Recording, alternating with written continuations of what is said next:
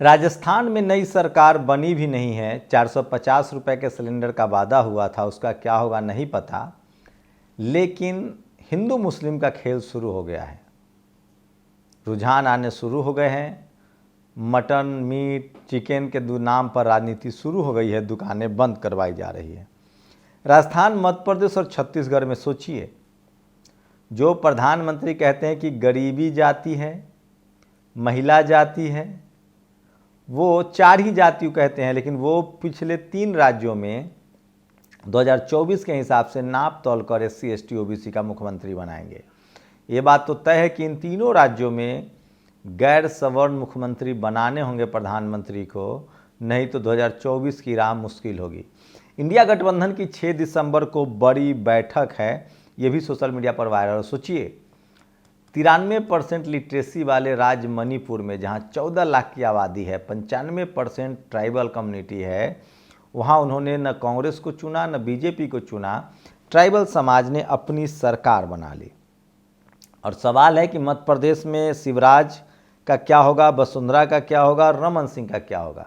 कहा जा रहा है कि 3 नए SC ST OBC के चेहरे आने वाले हैं, एक शेड्यूल कास्ट, एक OBC और एक शेड्यूल ट्राइब। ये 3 बड़े मुख्यमंत्री बनाए जा सकते हैं। मतलब बहुजनों को साधने की बीजेपी कोशिश कर रही है।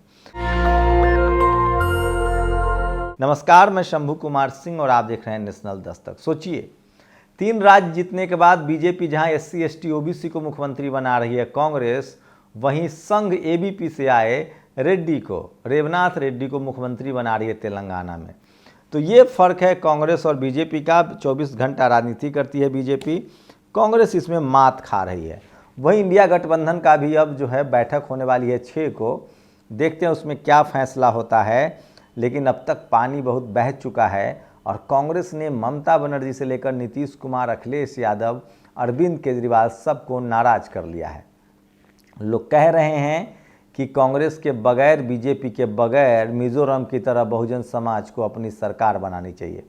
प्रधानमंत्री नरेंद्र मोदी किस तरह से मान्यवर कांशीराम साहब के फॉर्मूले पर राजनीति कर रहे हैं। कहा जा रहा है कि राजस्थान, छत्तीसगढ़ और मध्य प्रदेश में जहां कांग्रेस ने तेलंगाना में मतलब संघ से निकले एक शख्स को मुख्यमंत्री बनाया है, रेड्डी को, वहीं सोचिए वहाँ बदला क्या। जो पहले KCR के थे, अब जाके फिर एक और रेड्डी हो गए हैं, तो दूसरे कम्युनिटी को क्या मिला, ये सबसे बड़ा सवाल है।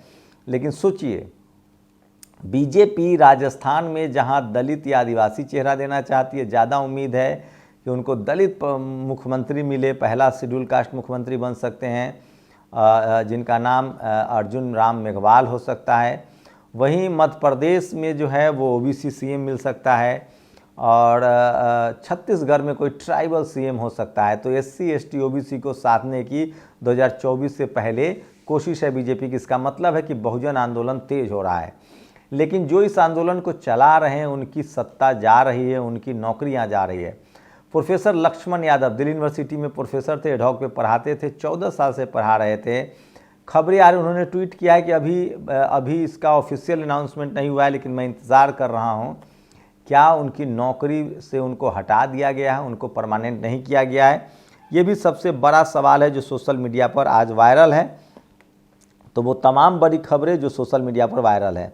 इन्होंने चुनाव आयोग से लेकर कोर्ट कचहरी पर कब्जा कर लिया, इन्हें जनता वोट नहीं दे रही है, बेईमानी से जीत रहे हैं। राकेश टिकैत ने ये बड़ा ट्वीट किया है जो सोशल मीडिया पर वायरल है और आज की सबसे बड़ी खबरों में से है। और ये खबर बहुत ज़रूरी है जो आपको जानना चाहिए। और सोचिए, चलो किसी को तो बात समझ में आई, बयान से काम नहीं चलेगा, सड़कों पर आंदोलन करना होगा। अखिलेश यादव ने कहा है कि जब अमेरिका, जापान जैसे देशों में EVM से चुनाव नहीं होते हैं, तो आखिर भारत में EVM क्यों मजबूरी है? ये सबसे बड़ा सवाल है।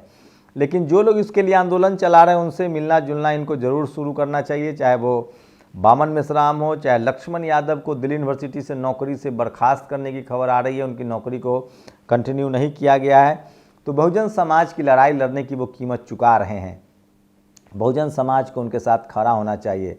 अगर आप ऐसे अपने इंटेलेक्चुअल के साथ खड़ा नहीं होंगे, चाहे 91 दिनों से उसी दिल्ली यूनिवर्सिटी में डॉक्टर रितु जो है वो संघर्ष कर रही हैं, बहुजन समाज की बेटी हैं, उनको भी इसी तरह से नौकरी से निकाल दिया गया है क्योंकि वो आंदोलनकारी थी। अगर बहुजन समाज ने अब भी अपने आंदोलनकारियों को साथ नहीं दिया तो हर दौर में आपको बाबा साहेब, मान्यवर कांशीराम साहब या फूले, पेरियार ऐसे लोग नहीं मिलेंगे। आपको इनके साथ आना खड़ा, हम लोग बाबा साहेब के साथ नहीं खड़े हुए, इसलिए वो जितना कर सकें वो आज अगर उनकी लड़ाई को आगे बढ़ाने वाले लोग के साथ खड़े नहीं होंगे तो सोचिए क्या होगा। बाबा साहेब अकेले पड़ गए, मान्यवर साहब को अकेले छोड़ दिया, कब तक आप अपने लड़ने वाले लोगों को अकेले छोड़ेंगे। बाबा साहेब होते और अगर हम लोग पूरा देश बहुजन साथ होता तो आज वो लड़ाई जीत चुके होते और आज बहुजनों की सत्ता होती। फूले, पेरियार, अंबेडकर की लड़ाई को आगे बढ़ाने वाले लोगों के साथ आपको खड़ा रहना पड़ेगा। बीजेपी की जीत पर बोले संजय राउत, बस एक बार बैलेट पेपर से चुनाव करा लो। ये सोशल मीडिया पर सबसे ज़्यादा वायरल खबर है। मायावती जी ने भी सवाल उठाया है कि ऐसे कैसे हो गया एक तरफा। राजस्थान में नॉनवेज के ठेले छोटे विक्रेताओं पर एक स्वामी और उसके चेलों का कहर।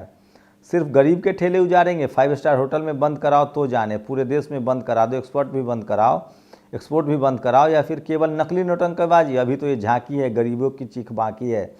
सूर्य प्रताप सिंह ने ट्वीट किया है, राजस्थान में जिस तरह से वो जो आपने वीडियो देखा था, ये विधायक चुने गए हैं और बीएसपी के सांसद दानिश अली ने आज फिर उनका अपमान हुआ संसद में और लोकसभा स्पीकर ने कहा कि आप यहाँ प्रदर्शन नहीं कर सकते हैं। 2022 में उन्होंने ईवीएम के खिलाफ एक पर्सनल बिल लाया था जो सोशल मीडिया पर आज सबसे ज़्यादा वायरल हो रहा है।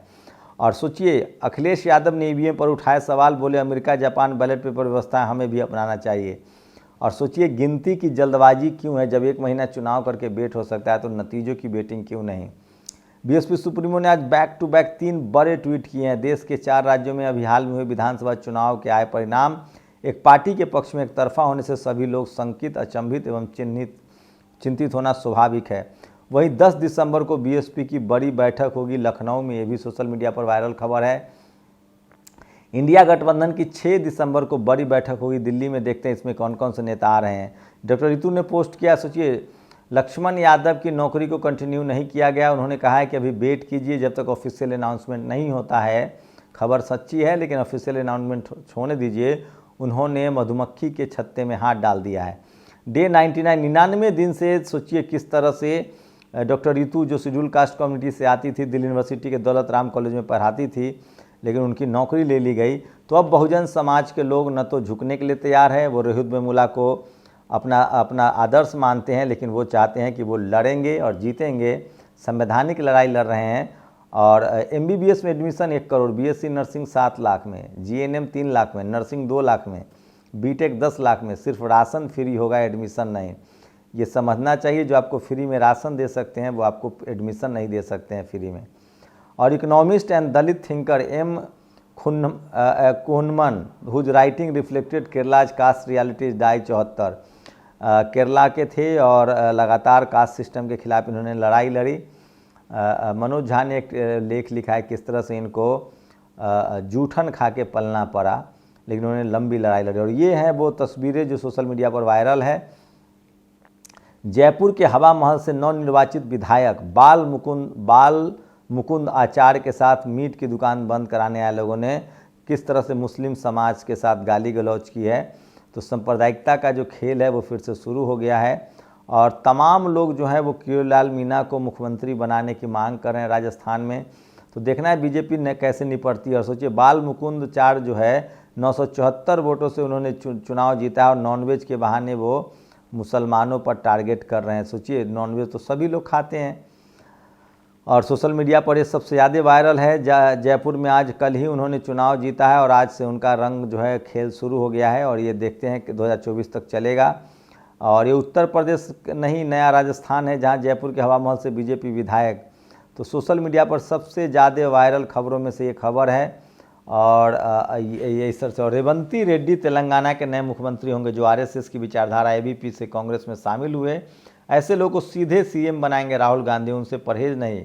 पर अपने ही भाई वरुण गांधी को कांग्रेस में शामिल होने पर आरएसएस विचारधारा बता देते हैं। सोचिए, तो रेवंत रेड्डी को लेकर लगातार कहा जा रहा है कि वो आरएसएस में उनकी पूरी नर्सिंग है।